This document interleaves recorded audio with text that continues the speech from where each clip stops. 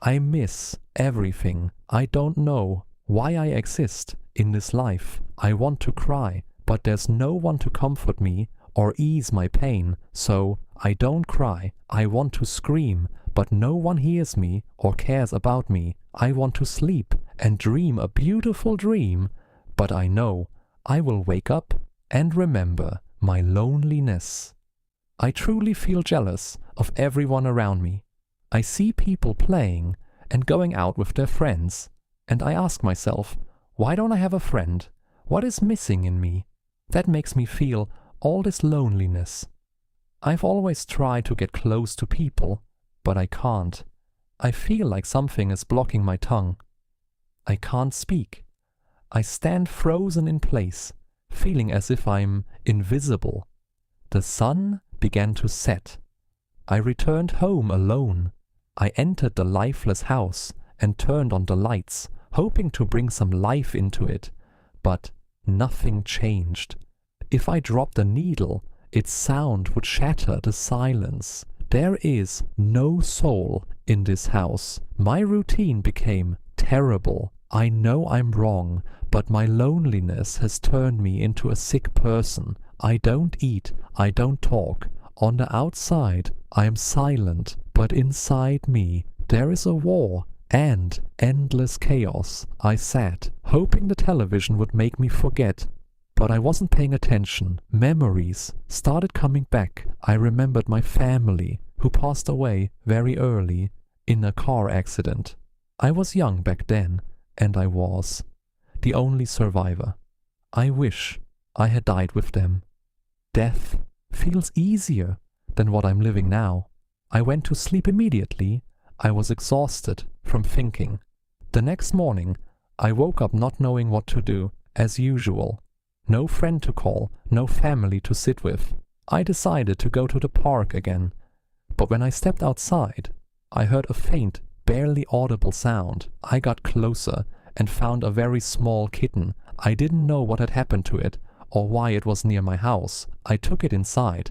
It looked very sick. I cleaned it and carefully fed it milk. I was afraid for it, wondering where its mother was and why she had left it. I cancelled my plan. I wanted to take care of the kitten.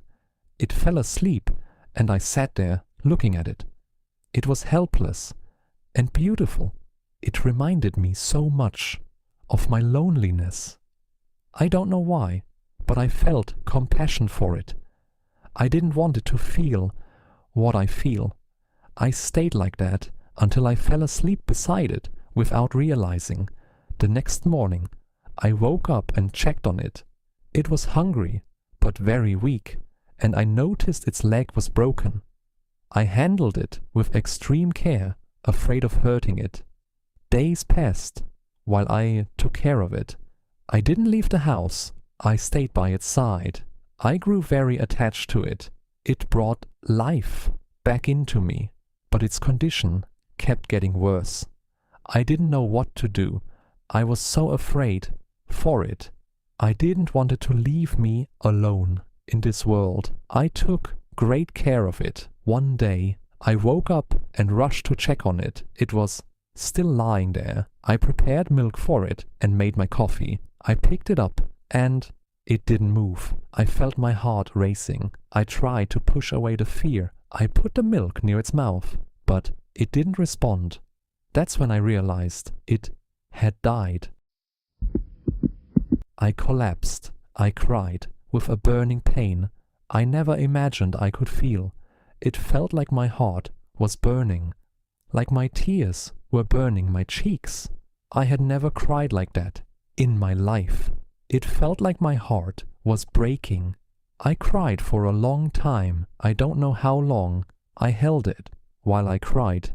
After a while, I went outside and buried it, still crying. Weeks passed. I didn't leave the house. I didn't eat. Dark thoughts started to come to me. I felt like my existence had no meaning. I thought about going to my family and to my kitten. Then one day, I heard a knock on the door. I didn't expect a visitor. I was so alone that no one ever knocked. I opened the door. It was my neighbor. He advised me to see a psychiatrist because my condition wasn't reassuring. After he left, I went back to sleep. I ignored him. Days passed and the door was knocked again. I opened it and I looked worse than before. This time, it was a man wearing a neat black suit. He was a psychiatrist. I got angry. I didn't want to see anyone. But the doctor insisted on talking to me. When I finally gave in, I sat down. He started trying to get me to talk about what had happened. I began to speak, and after the first sentence, my tears started falling. Words poured out of my mouth rapidly. I wanted to talk. I spoke and cried until I was exhausted. I felt that the doctor truly felt for me. His words were comforting. He listened to every sentence without interrupting.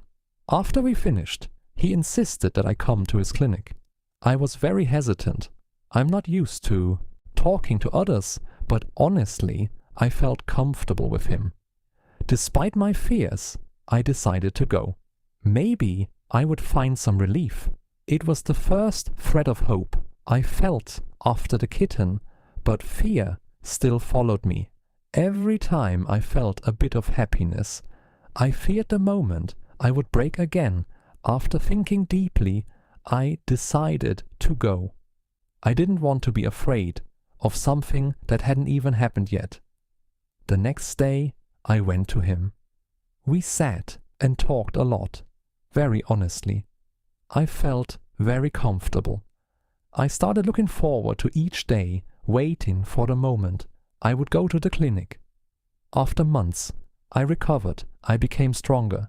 He helped me meet new friends. Now, I'm sitting with my friends. Everything I went through has become a source of strength. I will never forget the pain or the loneliness, and I will never forget the kitten.